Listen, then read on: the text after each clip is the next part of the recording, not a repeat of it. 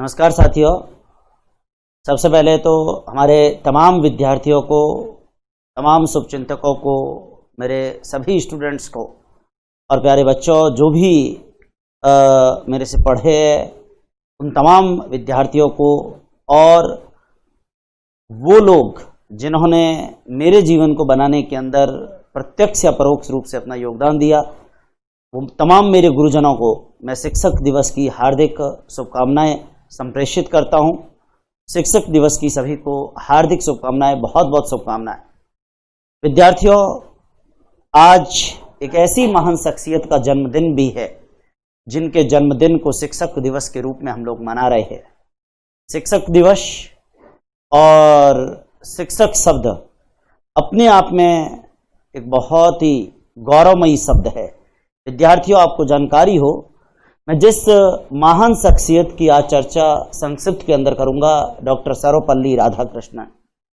Doctor Sarvepalli Radhakrishnan, जिनका चेहरा आप इस बोर्ड के ऊपर देख रहे हैं, डॉक्टर सर्वपल्ली राधाकृष्णन जो आज ही के दिन यानी कि 5 सितंबर 1888 को पैदा हुए और जिनके जन्म दिवस को आज हम शिक्षक दिवस के रूप में मना रहे हैं। वैसे तो इनकी पहचान कई रूपों में रही। ये रसिया में भारत के राजनयिक भी रहे, ये यूनेस्को में भारत के प्रतिनिधि भी रहे, ये भारत के उपराष्ट्रपति 2 बार और भारत के राष्ट्रपति भी रहे। देश के शीर्षस्थ पद राष्ट्रपति को इन्होंने सुशोभित किया तो देश के सर्वोच्च सम्मान भारत रत्न से भी नवाजे गए। मगर इन सब से ज्यादा, किसी भी पद से ज्यादा, किसी भी अवार्ड से ज्यादा, इनकी जो विशिष्ट पहचान जिसने आज के दिन को खास बनाया वो है शिक्षक का पद, वो है टीचर का पद, वो है गुरु का पद। विद्यार्थियों, आज इनके शिक्षक के रूप में जो इन्होंने कार्य किया और शिक्षक के रूप में ही इनकी प्रतिभा थी कि बाद में देश के सर्वोच्च पद तक भी गए। डॉक्टर सर्वपल्ली राधाकृष्णन का जन्म दिवस हम हर साल 5 सितंबर को मनाते। विद्यार्थियों, मैं शिक्षक दिवस पर भी आज इस छोटे से वीडियो में बात करूंगा और मैं शिक्षक पर भी बात करूंगा। डॉक्टर सर्वपल्ली राधाकृष्णन, जिनका चेहरा आप देख रहे हैं, विद्यार्थियों आपको जानकारी हो, डॉक्टर सर्वपल्ली राधाकृष्णन जिनका जन्म 5 सितंबर 1888 को 5 सितंबर 1888 को तमिलनाडु के अंदर चेन्नई से लगभग 64-65 किलोमीटर के डिस्टेंस पर एक गांव है तिरुतन्नी।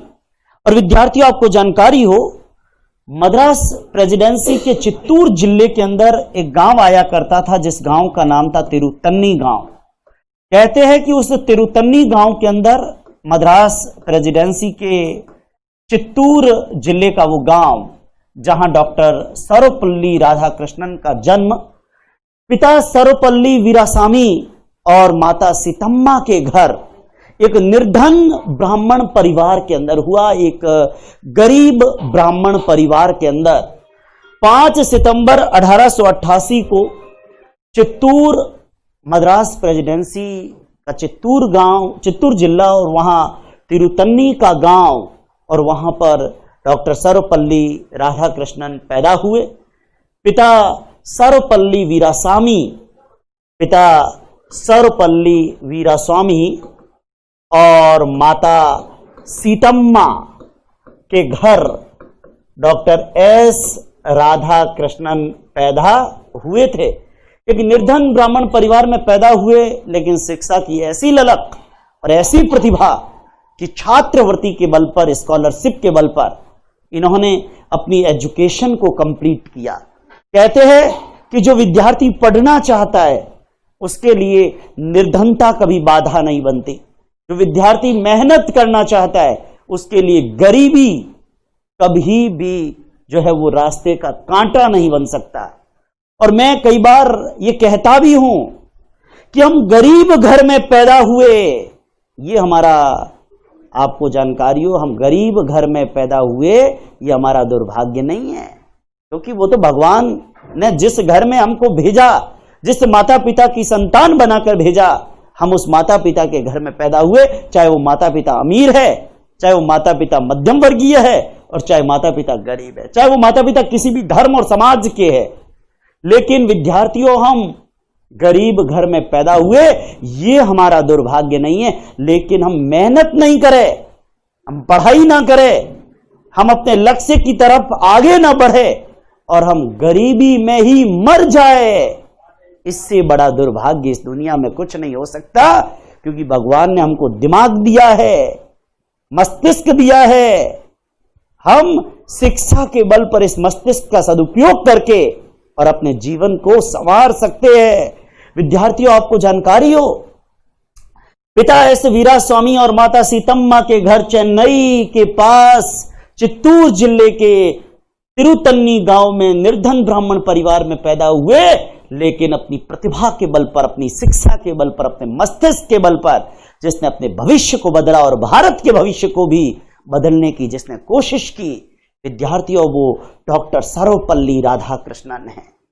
डॉक्टर सर्वपल्ली राधाकृष्णन की जब मैं बात करता हूं, अपने पिता और माता के 5 पुत्र और 1 पुत्री, यानी कि 6 संतानों में दूसरे नंबर की संतान डॉक्टर सर्वपल्ली राधाकृष्णन, एक निर्धन ब्राह्मण परिवार में, इनके पिता राजस्व विभाग में काम किया करते थे, एक निर्धन ब्राह्मण परिवार में जिसमें 6 संतानें हो और उसमें पैदा होने के बाद भी जिसने अपनी शिक्षा की जो ललक और अपनी जो प्रतिभा थी, उस प्रतिभा के बल पर जिसने देश और दुनिया को अपना लोहा मनवाया, वो डॉक्टर सर्वपल्ली राधाकृष्णन थे।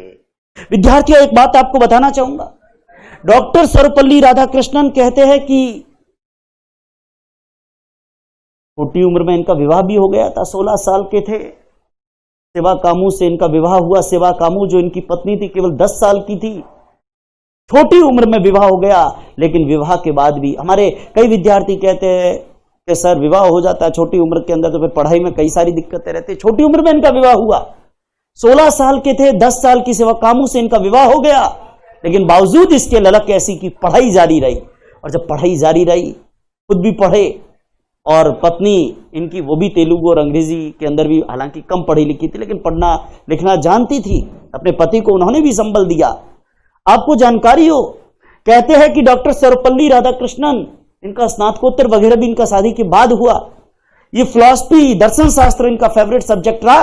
और आज जब हम भारतीय दार्शनिकों की बात करते हैं, इंडियन फिलोसफर्स की बात करते हैं, तो उसमें डॉक्टर सर्वपल्ली राधाकृष्णन के दर्शन को भी पढ़ते हैं।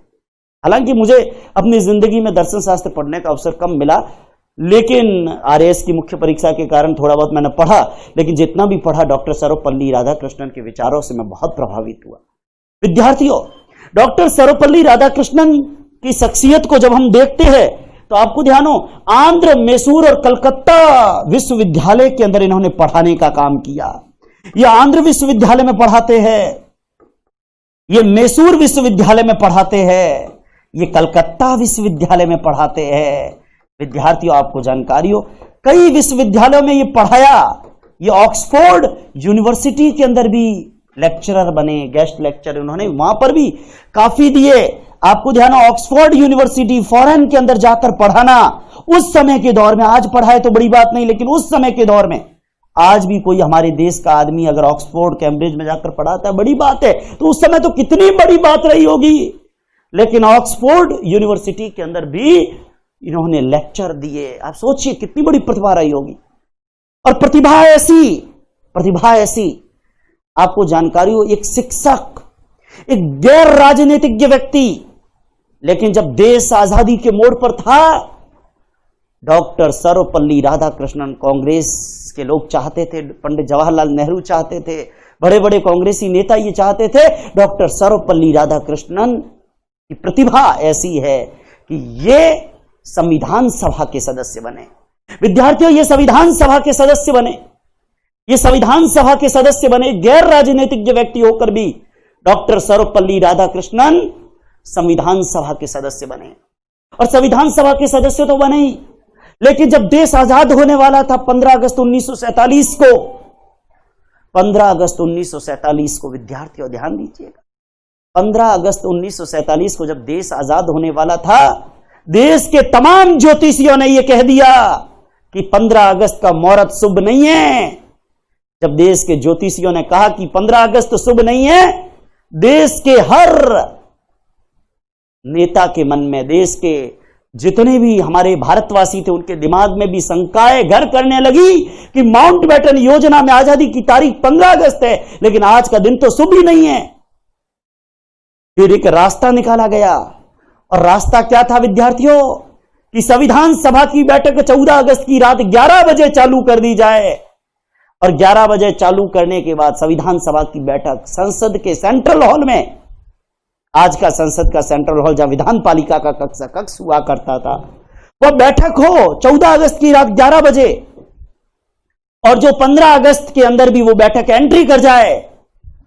और विद्यार्थियों, चुनिंदा भाषण तय किए गए, 3 भाषण, जिसमें से एक भाषण का जिक्र करूंगा, और वो भाषण था सर्वपल्ली राधाकृष्णन। आप सोचिए, आजादी के बाद लोगों को पता चला कि पंडित नेहरू ने सर्वपल्ली राधाकृष्णन को कह दिया था कि आप अपना भाषण 14 अगस्त की रात्रि 11 बजे के बाद में जब प्रारंभ करेंगे, वो भाषण ऐसे समय पर खत्म होना चाहिए कि 15 अगस्त की रात 12 बजे टच कर जाए, क्योंकि 15 अगस्त की 12 बजे के बाद में फिर पंडित नेहरू के नेतृत्व में सरकार को शपथ लेंगे। लेकिन रात, आपको ध्यान हो, 15 अगस्त की रात 12 बजे जब टच हो, तो सर्वपल्ली राधाकृष्णन का भाषण वो 12 बजे जाने के बाद समाप्त हो।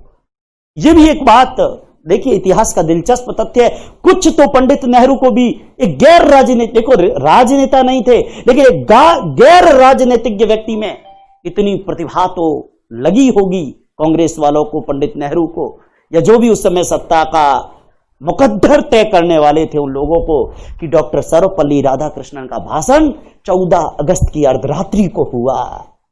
14 अगस्त की अर्धरात्रि मतलब 15 अगस्त की सुबह शुरुआत, 14 अगस्त की रात के बाद इनका भाषण हुआ, और इनके भाषण की समाप्ति के साथ ही भारत की आजादी होती है। और फिर पंडित नेहरू बाद में भाषण देते हैं।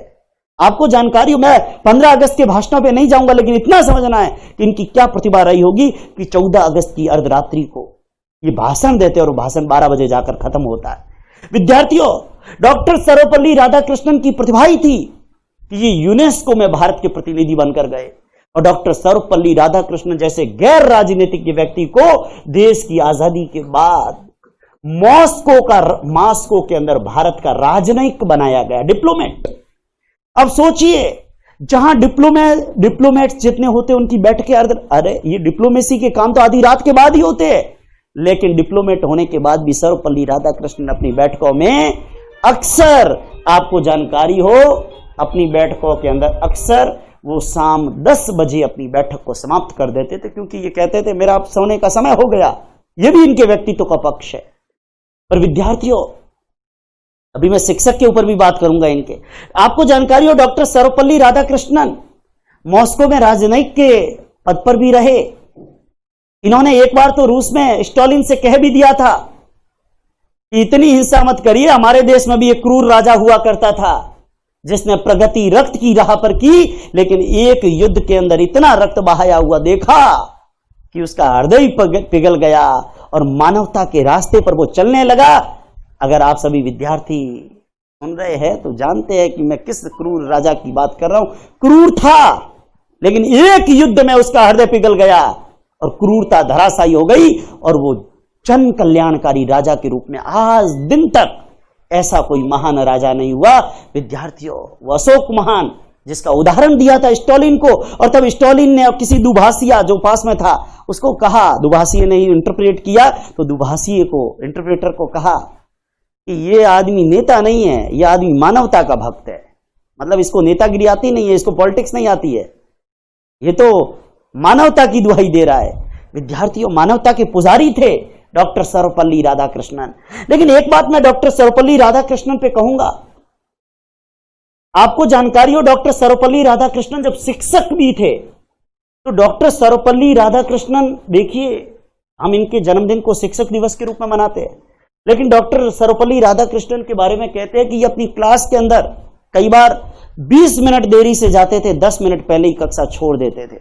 जब इनको लोग पूछते थे कि आप एक शिक्षक हो, बच्चों के इतने पूजनीय हो, आदरणीय हो, और बच्चे सब इनके भक्त, लेकिन आप क्लास में तो 20 मिनट लेट जाते हो, 10 मिनट पहले आते हो। ये कहते थे कि मैं 1 घंटा या 10 घंटे पढ़ाऊं, इससे मैं अच्छा शिक्षक नहीं हूं। मैं 20 मिनट देर से जाता हूं, 10 मिनट पहले आता हूं, लेकिन मैं 20-25 मिनट जो कक्षा में रहता हूं, विद्यार्थियों में इतना रमा हुआ रहता हूं और विद्यार्थियों को वो कुछ देने की कोशिश करता हूं जो मेरे पास है। मैं अगर 10-10 घंटे पढ़ा लूं और बच्चों को कुछ ना मिले तो कोई मतलब नहीं। मैं क्लास में आकर खड़ा रह जाऊं या क्लास में आकर मैं कुर्सी पे बैठ जाऊं, उससे मतलब नहीं है। लेकिन मैं क्लास में अगर 20 मिनट भी रहता हूं तो मैं अपने दिमाग में जितना कुछ देना चाहता हूं वो उनको दे देता हूं। वो बच्चे समझते हैं, उन बच्चों से इतना मैं लगाव रखता हूं। समय ज्यादा क्लास के अंदर मैं 2 घंटे पढ़ा लूं, इससे मैं अच्छा टीचर नहीं होऊंगा, लेकिन मैं क्लास में अगर 20 मिनट भी बैठता हूं। आपको ध्यान हो, डॉक्टर सर्वपल्ली राधाकृष्णन जब शिक्षक भी थे तो ये नियमों से बंधे हुए नहीं थे। ये कहते थे कि मैं 20 मिनट देर से जा सकता हूं, 10 मिनट पहले आ सकता हूं, लेकिन जितना क्लास में रहूंगा उतना बड़ा दिल लगा के पढ़ाता हूं। यही तो इनकी पहचान थी। और विद्यार्थियों देखिए, ये शायद सुनने वालों को भी थोड़ा अजीब लगे, लेकिन आप जब गहराई में जाएंगे तो डॉक्टर राधाकृष्णन के व्यक्तित्व का एक पक्ष है। डॉक्टर सर्वपल्ली राधाकृष्णन, आपको जानकारी हो, रूस के अंदर डिप्लोमेट के रूप में भी रहे, लेकिन 1952 के अंदर जब देश के संविधान के अकॉर्डिंग पहली बार भारत में उपराष्ट्रपति का पद भी सृजित हो गया और उपराष्ट्रपति बनाने की बारी आई तो देश के पहले उपराष्ट्रपति के पद पर डॉक्टर सर्वपल्ली राधाकृष्णन का नाम जो है वो तय किया गया। देश के पहले उपराष्ट्रपति। और विद्यार्थियों, आपको जानकारी हो, देश के पहले उपराष्ट्रपति 1952 से लेकर 1962 तक 2 बार, विद्यार्थियों आपको जानकारी हो, 2 बार देश के उपराष्ट्रपति रहे, 2 बार। और 1962 के अंदर ही मई के आते आते ये देश के पहले राष्ट्रपति बन गए, दूसरे राष्ट्रपति बन गए।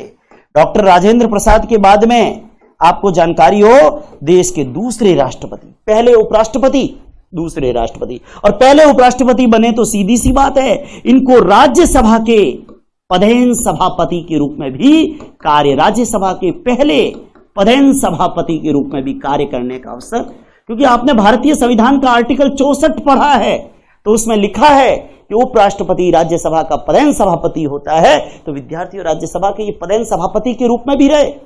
1952 से लेकर 1962 तक ये देश के पहले उपराष्ट्रपति और 1962 के अंदर दूसरे राष्ट्रपति के रूप में, राजेंद्र प्रसाद पहले राष्ट्रपति थे, राजेंद्र प्रसाद के बाद में देश के द्वितीय राष्ट्रपति के रूप में रहे। लेकिन राष्ट्रपति बनने से पहले ही जब 1954 के अंदर भारत रत्न पुरस्कारों की शुरुआत हुई, विद्यार्थियों आपको जानकारी हो, 1954 के अंदर जब भारत रत्न पुरस्कारों की शुरुआत हुई तो सीवी रमन और सी राजगोपालाचारी के साथ में 1954 के अंदर ही भारत रत्न पुरस्कार से सम्मानित होने वाली महान शख्सियत देश के अंदर 1954 में जब पहली बार 3 लोगों को भारत रत्न दिया गया, उसमें सर्वपल्ली राधाकृष्णन, सीवी रमन देश के मशहूर वैज्ञानिक और स्वतंत्र भारत के पहले और एकमात्र भारतीय गवर्नर जनरल, या यूं कह दूं दूसरे गवर्नर जनरल, या यूं कह दूं राष्ट्रपति का पद क्रिएट होने से पहले देश के सर्वोच्च पद पर जो व्यक्ति था, सी राजगोपालाचारी। वो सी राजगोपालाचारी, एस राधाकृष्णन और सीवी रमन, इन 3 लोगों को 1954 में भारत रत्न दिया गया। विद्यार्थियों, ये भारत रत्न पुरस्कार से भी सम्मानित किए गए। राष्ट्रपति नहीं बने थे, उपराष्ट्रपति बन चुके थे। आपको जानकारी हो, एक गैर राजनीतिज्ञ व्यक्ति जिसने कई साल तक शिक्षक का काम किया, लेकिन जब देश आजादी के मोड़ पर आया, जो यूनेस्को में भारत के प्रतिनिधि बने, जो मॉस्को के अंदर भारत के राजनयिक बनकर गए, जो देश के पहले उपराष्ट्रपति बने, जो देश में राज्यसभा के पहले पदेन सभापति बने, जो 2 बार उपराष्ट्रपति के पद पर रहे, जो देश में राजेंद्र प्रसाद के बाद दूसरे राष्ट्रपति बने। विद्यार्थियों, जब ये राष्ट्रपति बने थे 1962 में, उसी साल हमने 5 सितंबर इनका जन्म दिवस, आपको जानकारी हो, पंडित नेहरू की सरकार थी उस समय, और शिक्षक दिवस के रूप में मनाना हमने प्रारंभ कर दिया। शिक्षक दिवस, आपको ध्यान हो, भारत में हम राष्ट्रीय शिक्षक दिवस सितंबर 5 को मनाते हैं। 5 सितंबर को मनाते हैं इनके जन्मदिन को, क्योंकि कई लोग, इनके दोस्त गए थे डॉक्टर राधाकृष्णन के पास कि आपका जन्मदिन मनाए, तो इन्होंने कहा मेरा जन्मदिन मनाने की आवश्यकता नहीं है, मेरा जन्मदिन शिक्षक दिवस के रूप में मनाओ, क्योंकि एक शिक्षक थे, एक फिलोसफर थे, एक टीचर थे। लेकिन विद्यार्थियों, डॉक्टर सर्वपल्ली राधाकृष्णन ये कहते थे, आपको एक बात की और जानकारी दी, ये दिल्ली यूनिवर्सिटी के चांसलर भी बने और बनारस यूनिवर्सिटी के वाइस चांसलर भी बने, लेकिन शिक्षा के क्षेत्र में बहुत उल्लेखनीय काम किया। इन्होंने द लाइब्रेरी ऑफ फिलॉसफी नाम की पुस्तक लिखी और दर्शन शास्त्र की कई किताबें लिखी। डॉक्टर सर्वपल्ली राधाकृष्णन एक शिक्षक के रूप में जाने जाते हैं। विद्यार्थियों, कहते हैं गुरु गोविंद दो खड़े काके लागू पाए, बलिहारी गुरु आपने गोविंद दियो बताए। गुरु और गोविंद दोनों भी खड़े हो तो फिर प्रश्न उठता है किसको पैर लगूं? तो पहले गुरु बलिहारी आपकी है, क्योंकि अगर आज मुझे गोविंद भी मिला है, भगवान भी मिले हैं, तो गुरु आपकी ही कृपा से मिले हैं, क्योंकि गुरु हमें सच्चा ज्ञान देते हैं। मैं बड़ी बेबाकी के साथ कहता हूं कि आज जिंदगी के जिस मोड़ पर आया हूं, मेरे माता पिता है, मेरे बा श्री खुशहाल सिंह जी, जिन्होंने शुरुआत से जो है एक शिक्षक के रूप में आगे बढ़ाने के अंदर अपना योगदान दिया, वो है। मेरे तमाम रिलेटिव शुभचिंतक है, और साथ में मेरे गुरु, कई सारे गुरु, एक नहीं कई सारे गुरु। अगर आज मैं बोल पा रहा हूं तो मेरे कई सारे गुरुओं का योगदान रहा। श्री चंद्राराम जी चौधरी सर हुए, श्री अरुण कुमार जी शर्मा सर हुए, श्री वेदव्यास जी सर हुए, बहुत सारे गुरु। मैं केवल 2-4 नामों में नहीं बांधूंगा, लेकिन बहुत सारे गुरु जिनसे भी और दूसरा मैंने एकेडमिक जो क्वालिफिकेशन ली है, मैं कक्षा 1 से लेकर और ग्रेजुएशन तक जिन जिन टीचर से भी पढ़ा, मुझे किसी टीचर से कोई शिकायत नहीं रही कभी। तमाम गुरुजी जिनसे मैं पढ़ने गया, चाहे मैं 11th-12th में हायर सेकेंडरी के अंदर भी तमाम शिक्षकों से पढ़ा, केमिस्ट्री पढ़ा, फिजिक्स पढ़ा, मैथमेटिक्स पढ़ा। मैं 9th-10th के अंदर भी कुछ जो है वो स्कूल में भी पढ़ा, ट्यूशन करने भी जाया करता था अलग अलग जगह पे। जहां पर भी मैं एक एक का नाम लूंगा तो लिस्ट बड़ी लंबी हो जाएगी, लेकिन जिन जिन शिक्षकों से भी पढ़ा, मैं आज उन सभी शिक्षकों का हृदय से जो है वो आभार व्यक्त करता हूं, क्योंकि आज जो कुछ भी हूं उन शिक्षकों की वजह से हूं। अगर वो शिक्षक नहीं होते तो आज मैं भी नहीं होता। आज हम आरटी में कहते हैं कि शिक्षक बच्चे को मार नहीं सकते, और मैं बताता हूं अगर शिक्षकों ने मुझे मारा नहीं होता, कई बार टोले भी खाए हैं। मैं जब नंबर 1 स्कूल में था, हमारे गुरुजी टोले भी मारा करते थे, लेकिन आज मैं उनका शुक्रिया अदा करता हूं। खेमराज जी जोशी सर थे, टोले भी मारा करते थे, लेकिन आज शुक्रिया अदा करता हूं कि उन्होंने अगर टोले मारे हैं तो उन टोलों से हमको आकार मिला है। विद्यार्थियों, जो भी गुरुजी रहे आज दिन तक, जितने भी गुरुजी रहे, उन तमाम गुरुजनों ने मुझे बहुत कुछ सिखाया। मिलने वाले भी बहुत सारे लोग, मैंने किसी से कुछ सीखा, किसी से कुछ सीखा। आज जब मैं पढ़ाता हूं, मैंने जिन जिन टीचर से पढ़ा, उन सबकी स्टाइल थोड़ी न थोड़ी मेरे वक्तव्य में, मेरे बोलने में आती है। आपको जानकारी हो, आज के शिक्षक तो आप देखिए, पुराने गुरुकुल भी अब विद्यालय बन गए, पुराने जो गुरु थे वो अब शिक्षक बन गए, शिक्षा व्यवसाय बन गया। लेकिन व्यवसाय भले ही बना, लेकिन शिक्षक जो है वो शिक्षक बनकर रहे। और निश्चित सी बात है, शिक्षक जब पढ़ाए, प्रोफेशनलिज्म आ गया है, वो अलग बात है, वो तो समय के साथ आया, उसका न मैं कुछ कर सकता हूं ना आप कुछ कर सकते हैं। लेकिन जब हम पढ़ाए तो बड़े दिल से पढ़ाए, ये एक शिक्षक की पहचान हो। क्योंकि विद्यार्थियों, शिक्षक, चाणक्य ने कहा है, शिक्षक की वो है जो निर्माण और प्रलय दोनों ला सकता है। आपने देखा, चाणक्य एक शिक्षक थे, चंद्रगुप्त मौर्य के। चाणक्य ने चाहा तो भारत से नंद वंश का विनाश हो गया, प्रलय हो गई, और चाणक्य ने चाहा तो भारत के अंदर मौर्य साम्राज्य का उत्थान हो गया। तो यानी एक शिक्षक के पास वो ताकत होती है कि वो बहुत कुछ बदल सकता है, बड़े बड़े आंदोलन क्रिएट कर सकता है, वो देश के अंदर सामाजिक सुधार कर सकता है। एक शिक्षक के पास बड़ी ताकत है। यही कारण है कि मैं शिक्षक का जो भी कार्य है उसके प्रति एक पैशन है। मैं जब राजस्थान तहसीलदार सेवा में भी चयनित हुआ, लंबे समय तक उधेड़ बन रही कि क्या प्रशासनिक सेवा में जाऊं या एक शिक्षक बनकर आगे कार्य करूं। विद्यार्थियों, ये शिक्षक दिवस मेरे लिए तो बड़ा अहम हो जाता है, क्योंकि राजस्थान के अंदर आपको जानकारी हो, आज शिक्षक दिवस है। हालांकि सालों साल की तुलना में ये शिक्षक दिवस थोड़ा सा सूना भी हो गया, क्योंकि हम जब बचपन के अंदर स्कूलों में जाया करते थे, आज कोरोना का संक्रमण काल है, लेकिन हम बचपन में स्कूल के अंदर जाते थे, इस दिन हमारे टीचर केवल मॉनिटरिंग करते थे और हम शिक्षक बनकर पढ़ाया करते थे कक्षाओं में। हमारे विद्यार्थी भी, उन्होंने भी शिक्षक की भूमिका में अगर काम किया तो जरूर बताइएगा। स्कूल के अंदर शिक्षक नहीं बने थे तब, हम जब स्टूडेंट थे तब भी इस दिन जब जाते थे टीचर को, चाहे वो आपको ध्यान हो, कार्ड बना के देना अलग अलग डिजाइन का, एक शिक्षक के प्रति समर्पण कि भाई ये हमारे गुरुजी है, इतना आदर भाव। ये आदर भाव का दिन था शिक्षक दिवस विद्यार्थियों। हालांकि आज कोरोना का संक्रमण काल है, हम सभी शिक्षक दिवस घर पर ही मना रहे, घर पर ही मैं भी आपको इस वीडियो के माध्यम से बधाई दे रहा हूं। लेकिन आज तो हमारा बच्चा ये भी कह देता है सर समझाया समझ में नहीं आया, ए मार सा ही है, ए मार सा ही। लेकिन मुझे ध्यान नहीं आता मैंने अपने करियर में कभी भी किसी शिक्षक की बुराई की हो। ध्यान दे, क्योंकि कोई भी शिक्षक अपने दिल से ये नहीं चाहेगा कि बच्चों को खराब पढ़ाऊं। हर शिक्षक अपने दिल से चाहता है बच्चों को बहुत अच्छा पढ़ाऊं और ऐसा पढ़ाऊं कि बच्चे को समझ में आए। शिक्षक पढ़ाता है, बच्चा कंसंट्रेट नहीं करता है, फिर हम कहते हैं कि मारसा हावड़ को नहीं, मारसा सब हावड़ है। लेकिन अपने को भी चाहिए कि हम उस मारसा के अंदर उस शिक्षक, आज पहले का गुरु आज मारसा हो गया, लेकिन उस मारसा में भी हम निष्ठा रखे, उसके प्रति निष्ठा है। एक शिक्षक के प्रति आपको निष्ठा है ना, तो शिक्षक ने अगर टिपिकल टॉपिक भी पढ़ाया और आपको पता है ये शिक्षक समझाएंगे मुझे समझ में आएगा तो आएगा, और पहले से ही पूर्वाग्रह मारसा कहीं मुझे समझ में तो नहीं समझ में आएगा, भले वो कितना ही बढ़िया क्यों ना करवा ले। तो आपको जानकारी हो डॉक्टर सर्वपल्ली राधाकृष्णन एक ऐसी महान शख्सियत, आज इनके जन्मदिन के ऊपर मैं वीडियो बनाने से अपने आप को रोक नहीं पाया, क्योंकि शिक्षक दिवस डॉक्टर सर्वपल्ली राधाकृष्णन, डॉक्टर सर्वपल्ली राधाकृष्णन ही नहीं, डॉक्टर एपीजे अब्दुल कलाम जैसे शिक्षक भी आज देश के युवाओं के रोल मॉडल है। विद्यार्थियों, हमने बॉलीवुड के कई अभिनेताओं को अपना जो रियल लाइफ है उस रियल लाइफ के हीरोज को छोड़िए, लेकिन ये रियल लाइफ के हीरोज है।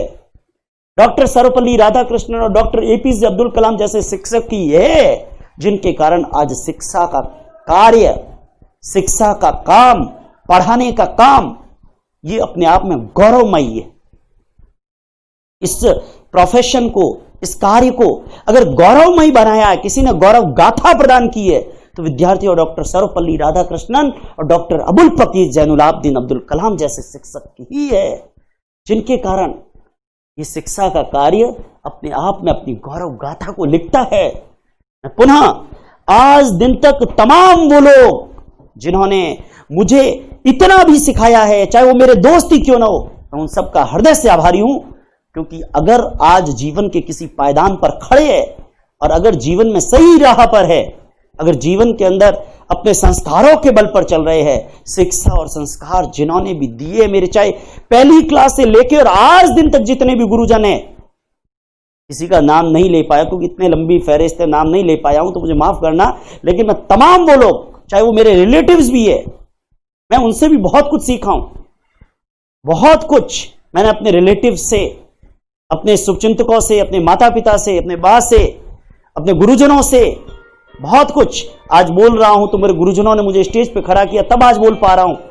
आज संस्कार और शिक्षा है तो निश्चित रूप से इसमें भी मेरे गुरुजनों का ही योगदान है, जिनसे मैं आज दिन तक, चाहे मैंने एकेडमिक क्वालिफिकेशन ली हो, चाहे फिर प्रोफेशनल क्वालिफिकेशन ली हो, स्कूल और कॉलेज के मेरे स्टाफ साथी भी जिनसे भी मुझे बहुत कुछ सीखने का मौका मिला, मेरे चाहे प्रिंसिपल्स रहे हो, चाहे कोई भी व्यक्ति जिनसे मैंने प्रत्यक्ष या परोक्ष रूप से सीखा है, आज मैं हृदय से सबको वंदन करता हूं, नमन करता हूं और हमारे तमाम विद्यार्थियों को भी भरपूर आशीर्वाद कि वो अपने जीवन में प्रगति करें, आने वाली परीक्षाओं में सफलता प्राप्त करें और निश्चित रूप से अपने जीवन को ऊंचे पायदान के ऊपर ले जाए। अगर मेरे से पढ़ा हर विद्यार्थी जीवन के अंदर शिक्षा और संस्कार के सही मार्ग पर चलता है तो मैं समझता हूं कि मेरा जीवन धन्य है। और मैं अपने तमाम गुरुजनों को फिर से प्रणाम करता हूं और मैं आपको बताना चाहूंगा विद्यार्थियों, आपको जानकारी हो, मैंने आपको कहा गुरु की महिमा से हम लोग जो है वो इनकार नहीं कर सकते।